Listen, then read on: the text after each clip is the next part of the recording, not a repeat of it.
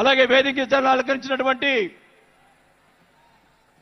ఎంపీలకు, ఎమ్మెల్యేలకు, జనసేన నాయకులకు అందరికి కూడా ముందుగా నమస్కారాలు తెలియజేసుకుంటా ఉన్నాం. మీరందరూ కూడా 12 ఆవిర్భావ దినోత్సవాలు జనసేనకు సంబంధించి అటెండ్ అయి ఉంటారు. కానీ నాకు ఇది మొదటిది.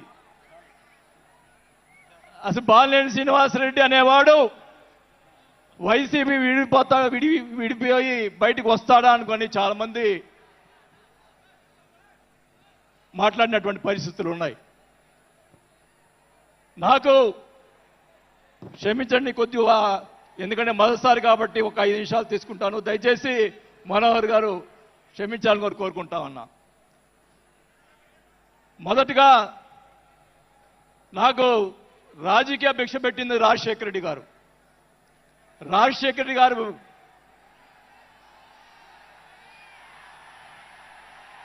చెప్తాను, వినండి వినండి వినండి. నాకు రాజశేఖర రెడ్డి గారైనా ఎన్టీ రామారావు అయినా నాకు ఇష్టం.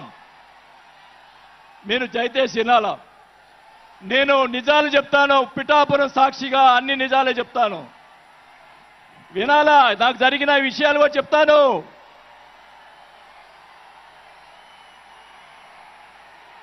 ఆ తర్వాత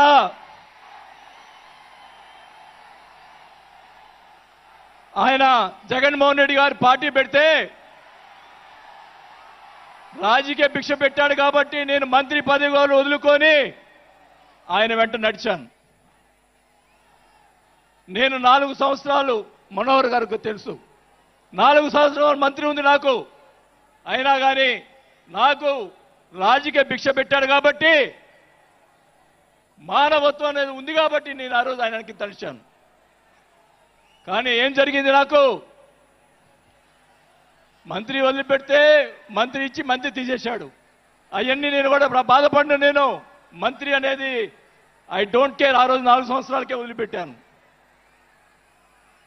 నేను ఒకటే చెప్తా ఉన్నా, మన వంశీ గారిని ఆయన చెప్పాడు కదా, మన ఈయన సినిమా యాక్టర్, ఆయన పేరేంటి, పోసాని మురళి గారు, వాళ్ళని అరెస్ట్ చేస్తే ఈయన పోయి జగన్మోహన్ రెడ్డి గారు పోయి వాళ్ళని పరామర్శిస్తాడు. నేను ఒకటే చెప్తా ఉన్నా, రఘురామకృష్ణరాజు గారిని నిన్ను ఏదో మాట్లాడితే ఆయన లోపల పెట్టించి, కుదగొట్టించి, కాలు చేతులు ఎర్రగొట్టించి లోపల పెట్టించావే. 17 సంవత్సరాలు ముఖ్యమంత్రిగా చేసినటువంటి చంద్రబాబు నాయుడు గారి కుటుంబాన్ని, భార్య గురించి మాట్లాడితే వాళ్ళకి బాధ కలగదా అని అడుగుతా ఉన్నా. ఆ రోజే నేను ఖండించాను, నేను అసెంబ్లీలో ఆ రోజే. అలాగే మన నాయకుడు పవన్ కళ్యాణ్ గారు, ఆయన గురించి మాట్లాడావు పోసాని మురళీకృష్ణ గారు. ఆయన కళ్ళైన చేస్తుంటే లక్షలాది మంది జన సైనికులు నీకు తుప్పు తుప్పుగా రాలగొట్టేవాళ్ళు. ఆయన మౌనం వహించారు. నేనైతే చెప్తా ఉన్నా, కుటుంబాన్ని అలా మాట్లాడారు కాబట్టి వాళ్ళని 9 నెలలు, ఇంకా 9 నెలల తర్వాత అరెస్ట్ చేశారు. నేనైతే గవర్నమెంట్ ఇచ్చిన మరుసటి రోజే లాఠీతో రాలగొట్టించి లోపల వేయించేవాడిని కూడా ఈ సభకు చేసుకుంటా ఉన్నా. చేసినటువంటి దుర్మార్గాలు ఎక్కడ పోవు, దుర్మార్గాలు ఎక్కడ పోవు. ఒకటే చెప్తా ఉన్నా, నేను 5 సార్లు ఎమ్మెల్యే, 2 సార్లు మంత్రి అయినా కూడా, నేను ప్రతిపక్షంలో ఉన్నప్పుడు కూడా మన నాయకుడు పవన్ కళ్యాణ్ గారు వైసీపీని ఒకరోజు అందరినీ తిడుతూ, ఒక బాలినేని శ్రీనివాసరెడ్డి గారు లాంటి మంచి వాళ్ళు ఉన్నారని చెప్పి ఆ రోజు చెప్పిన రోజే నేను జనసేనలో చేరి ఉండాలి అని కూడా తెలియజేసుకుంటా ఉన్నా. ఆ రోజు చేరకపోవటం నా దౌర్భాగ్యం. నేను ఈరోజు చెప్తా ఉన్నా, స్పీచ్ 9 నెలలు అయిపోయిందమ్మా ఇవ్వటం, అందువల్ల గొంతు ఇది అయిపోయింది. దయచేసి నేను మీ పిఠాపురం సాక్షిగా నిజాలే చెప్తా ఉన్నా. గవర్నమెంట్ వచ్చిన తర్వాత చిన్న చిన్న కార్యకర్తల మీద కేసులు పెట్టి లోపలేశారు. వాళ్ళని కాదండి లోపలేయాల్సింది, కోట్లు సంపాదించున్నారు. వాళ్ళని ఇంకా లోపలేలా, అదే నా బాధ. స్కాములు చేస్తున్నారు, కార్యకర్తలు పట్టించుకోలేదు. కోట్లు సంపాదించి ఈరోజు రకరకాలుగా మాట్లాడుతూ ఉన్నారు. పవన్ కళ్యాణ్ గారి గురించి నిన్న మొన్న మాట్లాడాడు జగన్మోహన్ రెడ్డి గారు. ఏదో కౌన్సిలర్ అన్నాడు, ఏదో అన్నాడు. అయ్యా జగన్మోహన్ రెడ్డి గారు, మీ నాన్న దయతోటి నువ్వు ముఖ్యమంత్రి అయ్యావు. మీ నాన్న అంత అడ్డు పెట్టుకొని మా నాయకుడు, ఇప్పుడు జనసేన నాయకుడు పవన్ కళ్యాణ్ గారు స్వశక్తితోటి ఈరోజు లక్షలాది మంది అభిమాన పాత్రులు అయ్యాడని గుర్తుపెట్టుకోవాలని కూడా తెలియజేసుకుంటా ఉన్నా. మీ నాయనతోటి వెనక ఒకసారి ముఖ్యమంత్రి అయ్యావు, ఇంకా చూద్దాం. నేను ఒకటి కూడా చెప్తా ఉన్నా, నేను పవన్ కళ్యాణ్ గారిని కలిసినప్పుడు రాశారు చాలా మంది, కొన్ని పత్రికల్లో మీడియాలో రాశారు. ఏం రాశారు? బాలినేని గారు చాణక్యుడు కూటమిని విడగొడతాడని చెప్పి కొన్ని పత్రికలు రాసినాయి. నేను అనుకున్నాను, నా వల్ల పవన్ కళ్యాణ్ గారికి ఏ ఇది రాకూడదు. నా ధ్యేయం, నా కోరికల్లా ఆయన పైకి ఎదగాలని తప్ప వేరే ఉద్దేశం లేదు. నేను ఆయన కలిసినప్పుడు ఒకటే అడిగా. అందరూ అనుకున్నారు ఎమ్మెల్సీ ఇచ్చి మినిస్టర్ ఇస్తారని చెప్పి కొన్ని ఇతర పత్రికలు రాశారు. నేను ఆయన ఏమీ అడగలేదు, ఒకటే అడిగా, సార్ మీతో నాకు సినిమాలు తీయాలని సార్ అని అన్నా. నా కోరిక అదే సార్. నేను 5 సార్లు ఎమ్మెల్యే అయ్యా, 2 సార్లు మంత్రి అయ్యా, చాలు నాకు. ఇట్లాంటి బూతులు తిట్టే రాజకీయాలు మాకు వద్దు సార్, మీతోటి ప్రయాణం చేస్తా.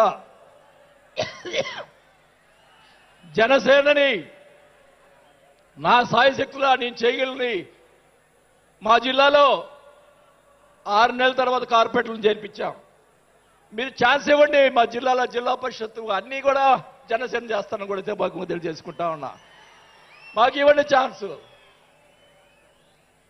నన్ను ఆపద్దు.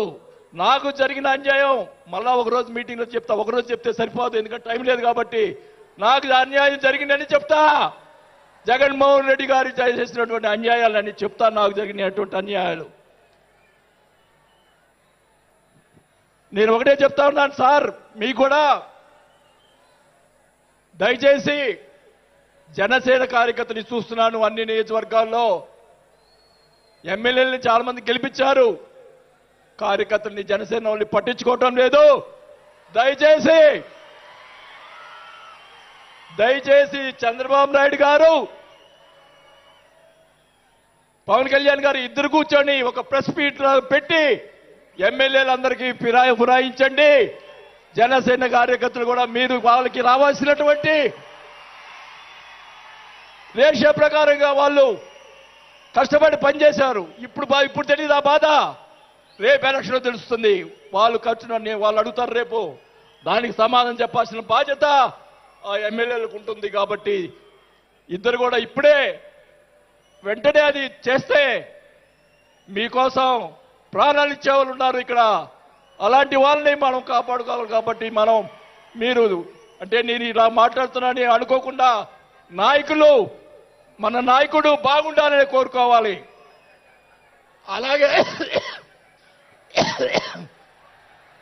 అలాగే మీరు కూడా జన సైనికులు కూడా మీరు కూడా మీ పక్కన వాళ్ళని మంచిగా చూడండి. మన పార్టీ పైకి తీసుకొచ్చేదానికి మన నాయకుడు ఇంకా ఎదిగేదాని కోసం ఇంకా కూడగొట్టుకోవాల్సిన బాధ్యత కూడా మీ మీద ఉందని కూడా ఈ సభాముఖంగా తెలియజేసుకుంటా ఉన్నాం. మన నాయకుడు మనల్ని కాపాడుతాడు. మన నాయకుడిని ఎదిగించేదాని కోసం మీరందరూ కూడా కష్టపడాలని చెప్పి కూడా కోరుకుంటూ, నా ప్రాణం ఉన్నంత వరకు నేను పవన్ కళ్యాణ్ తోటి గారితో ఉంటాను. నాకు పదవి వచ్చినా రాకపోయినా పర్వాలేదు, నేను పవన్ కళ్యాణ్ తోటే ఉంటాను. నేను రాజకీయంలో నాకు జరిగిన అన్యాయాలు 1 కాదు 2 కాదు, మా నాన్న ఇచ్చిన ఈరోజు ఛాలెంజ్ చేస్తున్నా పిఠాపురంలో అమ్మవారి సాక్షిగా మా నాన్న ఇచ్చిన ఆస్తిలోనే నేను సగం భాగం పైన నేను అమ్ముకున్నాను ఈ రోజు అని కూడా ఈ సభాముఖంగా తెలియజేసుకుంటా ఉన్నాం. అయినా కానీ నేను లెక్క చేయను. నాకున్నటువంటి మా వియ్యంకుడికి నాకున్నటువంటి ఆస్తులు కూడా జగన్మోహన్ రెడ్డి గారు కాజేశాడని కూడా ఈ సభాముగా తెలియజేసుకుంటా ఉన్నా. కాబట్టి అది త్వరగా మీరు చెప్తాను, అవన్నీ కూడా అది కూడా తెలియజేసుకుంటూ ఈరోజు మీరు నన్ను దయచేసి ఇప్పుడు ఈ మాట్లాడిన దానికి ఇంకా రేపు ఒకటే కౌంటర్లు వస్తాయి నాకు తెలుసు. ఛాలెంజ్ చేస్తున్నా, నేను ఇది కూడా ఛాలెంజ్ చేస్తున్నా.